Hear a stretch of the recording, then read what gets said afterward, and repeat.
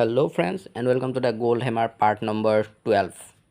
तो जब mark college से अकेले ही घर आ रहा होता है तब घर के सिर्फ थोड़ी ही दूर पर उसे गाड़ी में कुछ लोग किडनैप करके लेके चले जाते हैं और फिर उसे बेहोश कर दिया जाता है, लेकिन कितने वक्त तक उसे बिल्कुल भी पता नहीं होता।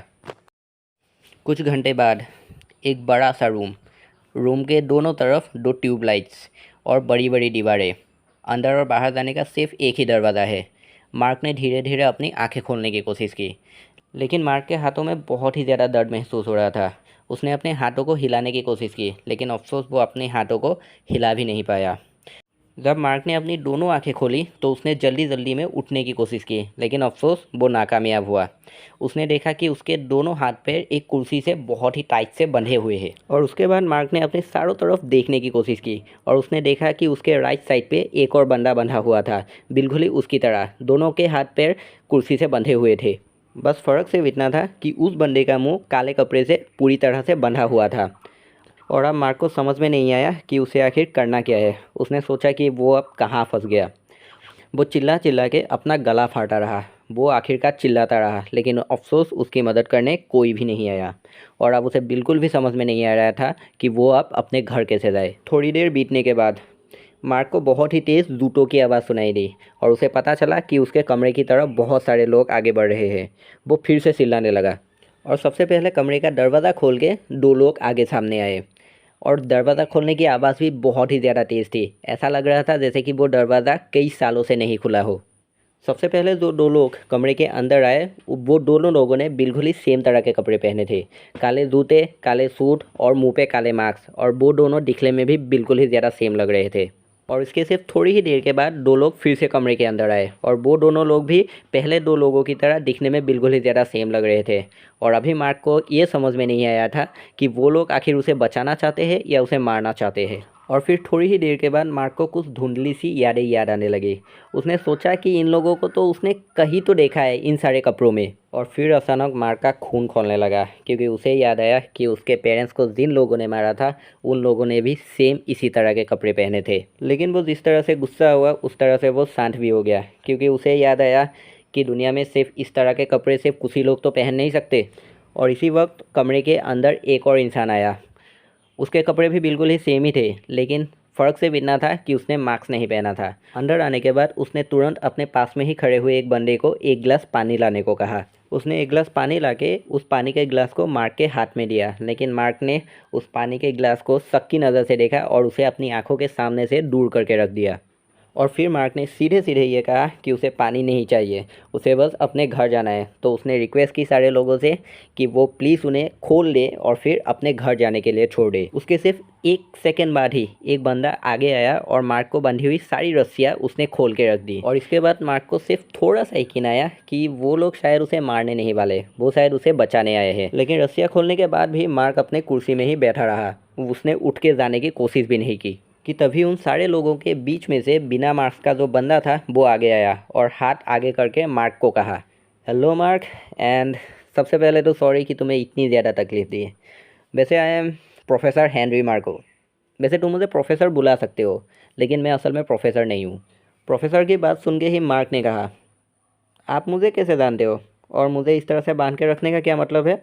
कि आप लोग मुझे मारने वाले हो? प्रोफेसर ने कहा, अगर तुम्हें मारना होता ना तो तुम्हें अब तक मार दिया जाता। और वैसे भी मैं तुम्हें आजकल नहीं, आज से करीब 20 साल पहले से जानता हूँ, यानी कि जब तक तुम बच्चे थे। प्रोफेसर की बातें सुनने के बाद मार्क ने प्रोफेसर से पूछा, क्या आप रॉबर्ट यारान को भी जानते थे? रॉबर्ट यारान मतलब तुम्हारे फादर ना? अच्छी तरह से पहचानता हूँ उन्हें, बहुत ही अच्छे इंसान थे वो। प्रोफेसर, अगर मेरे फादर अच्छे इंसान थे तो उन्हें मारने का क्या मतलब था? मार्क ने गुस्से से पूछा। मार्क की बातें सुन के प्रोफेसर ने कहा, असल में मार्क, यही तो बीमारी है। सब लोग अच्छे लोगों को ही बुरा समझते हैं और इसीलिए बुरे लोग तो आराम से दुनिया में घूमते रहते हैं। मतलब क्या है आपका? मतलब साफ है, देखो मार्क, तुम्हारे पेरेंट्स को मैंने नहीं मारा। और अगर तुम जानना ही चाहते हो कि तुम्हारे पेरेंट्स को किसने मारा है तो उस कोने में देखो। उस कोने में जो इंसान बैठा है ना, मतलब जिसे बांध के रखा गया है काले कपड़ों में ढके हुए, उसके चेहरे को, उसी ने तुम्हारे पेरेंट्स को मारा है। और अगर इल्ज़ाम देना है ना तो उन जैसे लोगों को दो, क्योंकि हम लोगों ने तो दुनिया की मदद की है और लोगों को बचाने की कोशिश की है। लेकिन प्रोफेसर, मैं आप पर क्यों यकीन करूँ? वो कौन है और उसने क्यों मेरे पेरेंट्स को मारने की कोशिश की, वो सब ज़रा मुझे बताएंगे? मार्क, तुम्हें तो ऐसा लग रहा है जैसे तुम्हें अपनी पूरी हिस्ट्री बतानी पड़ेगी। ठीक है, बताता हूँ पूरी हिस्ट्री, लेकिन सबसे पहले एक गिलास पानी पी लो क्योंकि ये हिस्ट्री बहुत ही ज़्यादा लंबी होने वाली है। प्रोफेसर ने इस बार फिर से एक गिलास पानी लाके मार्क के हाथ में दिया और इस बार मार्क ने भरोसा करके वो गिलास पानी पी भी लिया। और इसके बाद प्रोफेसर ने बोलना शुरू किया। ध्यान से सुनना मार्क, वो जो इंसान जो कोने में बैठा हुआ है जिसने तुम्हारे पेरेंट्स को मारा था, वो है असल में एक ऑर्गेनाइजेशन का हेड। जिस संगठन के लोगों ने, यानी कि जिस ऑर्गेनाइजेशन के लोगों ने रात के अंधेरे में तुम्हारे घर में घुस के तुम्हारे पेरेंट्स को बहुत ही बेरहमी से मार डाला था। लेकिन खुशी की बात यह है कि तुम उस दिन बच गए थे और तुम्हें बचाने वाला और कोई नहीं बल्कि हम लोग थे। इसके बाद ही मार्क ने फिर से बीच में बोला, लेकिन प्रोफेसर, मुझे अब तक मेरे सवाल का जवाब नहीं मिला है। उन लोगों ने मेरे पेरेंट्स को क्यों मारने की कोशिश की? पहले मेरी पूरी बात सुन तो लो और उसके बाद कहना। तुम्हें पता है तुम्हारे फादर क्या ढूंढ रहे थे? मतलब तुम्हारे फादर किस चीज़ के ऊपर रिसर्च कर रहे थे? हाँ, वो कहानी मैं अच्छी तरह से जानता हूँ कि मेरे फादर किस चीज़ के ऊपर रिसर्च कर रहे थे, लेकिन उसका इन सब से क्या मतलब? मार्क, तुम्हारे फादर जिस चीज़ के ऊपर रिसर्च कर रहे थे, ये सारे लोग उसी चीज़ के पीछे पड़े थे, यानी कि दस्तावेज, यानी कि इन्फॉर्मेशन। और खुशकिस्मती से हमारी नज़र इस संगठन के ऊपर थी, क्योंकि तुम लोग सिर्फ एकलौते ऐसे परिवार नहीं हो जिसको इस संगठन ने तोड़ा था, बल्कि ऐसे हज़ारों परिवार हैं जिन परिवारों को इन दरिंदों ने जला दिया था सिर्फ अपनी स्वार्थ के खातिर। और जब हमें पता चला कि ये लोग गोल्डहैमर के पीछे पड़े हैं, तो उसी वक्त से हम लोग तुम्हें भी जानते हैं, यानी कि तुम्हारे फादर को और तुम्हारे परिवार को। और इसी के साथ साथ तुम्हारे 20 साल पहले के उस हादसे के बारे में भी हमें सब पता है। और सच कहूँ तो मार्क, मैं सच में तुम्हारे सामने शर्मिंदा हूँ क्योंकि मैं तुम्हारे पेरेंट्स को नहीं बचा पाया, लेकिन मुझे इस बात की बहुत ही ज़्यादा खुशी है कि तुम ज़िंदा बच गए।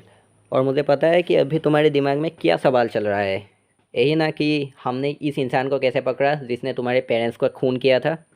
तो सुनो, दरअसल आज से करीब 4 से 3 साल पहले हमारे संगठन के साथ साथ इस संगठन का एक मुठभेड़ हुआ था और उस मुठभेड़ में इस संगठन के सारे लोग मारे गए थे, लेकिन होपफुली हमने इसे पकड़ लिया और तब से, यानी कि 4 साल पहले से ये वैसे ही कुर्सी से बंधा हुआ है।